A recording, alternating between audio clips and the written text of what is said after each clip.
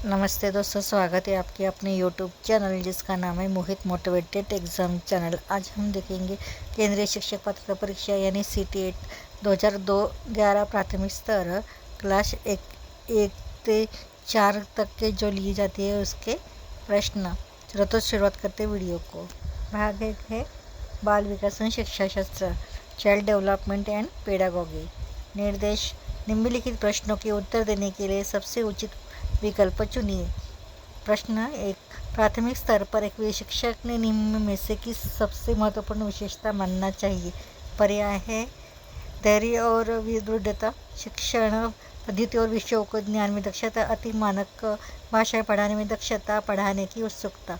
तो इसका सही आंसर है आंसर ए, धैर्य और दृढ़ता। इसका स्पष्टीकरण देखेंगे। प्राथमिक स्तर पर शिक्षक में सबसे महत्वपूर्ण विशेषता धैर्य और दृढ़ता होनी चाहिए, जिससे कि शिक्षक किसी भी स्थितियों में किसी भी छात्रों की सहजता से समस्याओं का समाधान कर सके। उसके बाद है प्रश्न क्रमांक 2। एक शिक्षक अपने लोकतांत्रिक स्वभाव के कारण विद्यार्थियों को पूरी कक्षा में कहीं भी बैठने की अनुमति देता है। कुछ शिक्षार्थी एक साथ बैठते हैं और चर्चा करते हैं या सामूहिक पठन करते हैं। कुछ चुपचाप बैठकर अपने आप पढ़ते हैं। एक अभिभावक को यह पसंद नहीं आता। इस स्थिति में निपटने का निम्न में से कौन सा तरीका सबसे बेहतर हो सकता है? विकल्प है अभिभावकों को प्रधानाचार्य को अनुरोध करना चाहिए कि वे उनके बच्चों का अनुभाग बदल दें। अभिभावक को शिक्षक पर विश्वास व्यक्त करना चाहिए और शिक्षक के साथ समस्या पर चर्चा करनी चाहिए। अभिभावकों को उस विद्यालय से अपने बच्चों को निकाल लेना चाहिए या अभिभावकों को प्रधानाचार्य से शिक्षक की शिकायत करना चाहिए। तो इसका सही जवाब है विकल्प बी, अभिभावक को शिक्षक पर विश्वास व्यक्त करना चाहिए और शिक्षक के साथ समस्या पर चर्चा करनी चाहिए। विकल्प का स्पष्टीकरण: यदि कोई शिक्षक अपने लोकतांत्रिक स्वभाव के कारण अगर छात्रों को पूरी कक्षा में कहीं भी बैठने की अनुमति देता है, जिससे कि कुछ छात्र एक साथ बैठते हैं तथा चर्चा करते हैं, कुछ सामूहिक पठन करते हैं तथा कुछ चुपचाप बैठकर पढ़ते हैं, अगर इस स्थिति में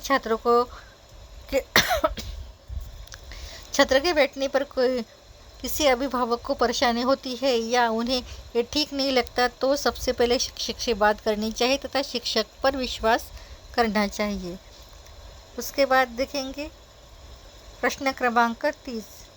वह अवस्था जब बच्चा तार्किक रूप से वस्तुओं व घटनाओं के विषय में चिंतन प्रारंभ करता है, तो उसे क्या कहते हैं? पर्याय है औपचारिक संक्रियात्मक अवस्था, पूर्व संक्रियात्मक अवस्था, मूर्त संक्रियात्मक अवस्था और संवेदी प्रेरित अवस्था। तो इसका सही विकल्प है सी, मूर्त संक्रियात्मक अवस्था। स्पष्टीकरण देखेंगे। मूर्त संक्रियात्मक अवस्था में बच्चा किसी वस्तुओं व घटनाओं के विषय में चिंतन प्रारंभ करता है। इस अवस्था का असर 7 से 11 वर्ष तक उम्र तक होता है। इस अवस्था में बच्चा तार्किक चिंतन वस्तु को समझने योग्य बन जाता है। मनोवैज्ञानिक पियाजे के अनुसार बच्चे में इस अवस्था में प्रमुख 5 योग्यता का विकास होता है, जैसे कि संरक्षण, संख्या बोध, क्रमानुसार वर्गीकरण और पारस्परिक संबंध की दक्षता। नेक्स्ट क्वेश्चन देखेंगे चौथा 4, मन का मानचित्रण संबंध है। पर्याय है साहसिक कार्यों की योजना से, मन का चित्र बनाने से, मन की क्रियाशीलता पर अनुसंधान से, बोध या समझ बढ़ाने की तकनीक से। तो मन का मानचित्र बनता है मन की क्रियाशीलता पर अनुसंधान से। तो सही जवाब है पर्याय क्रमांक सी, मन की क्रियाशीलता पर अनुसंधान से। मन का मानचित्र का अर्थ है मन की क्रियाशीलता पर अनुसंधान से है। अतः अर्थानुसार जैसे कार्य को करने से पहले किसी उसकी रूपरेखा मन में बना लेना चाहिए और फिर उस कार्य को करना चाहिए। इसलिए मन का मानचित्र मन की क्रियाशीलता पर अनुसंधान को कहा गया है। प्रश्न क्रमांक 5, विशेष रूप से प्राथमिक स्तर पर विद्यार्थियों को सीखने संबंधी समस्याओं को संबोधित करने यह सबसे बेहतर तरीका है। पर्याय है महंगी और चमकदार सहायक सामग्री का प्रयोग करना, सरल और रोचक पाठ्य पुस्तकों का प्रयोग करना या कहानी कथन पद्धति का प्रयोग करना या क्षमता के अनुरूप विभिन्न शिक्षण पद्धतियों का उपयोग करना। तो इसका सही जवाब है विकल्प डी, क्षमता के अनुसार विभिन्न शिक्षण पद्धतियों का उपयोग करना।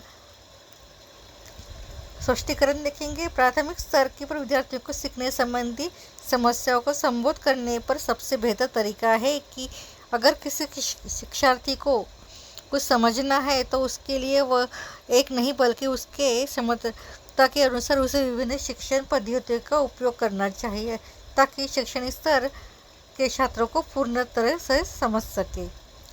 तो ये हो गए 2011 में लिए हुए पेपर शिक्षा और मनोविज्ञान के प्रश्न। आगे हम इसके अगले प्रश्न देखेंगे।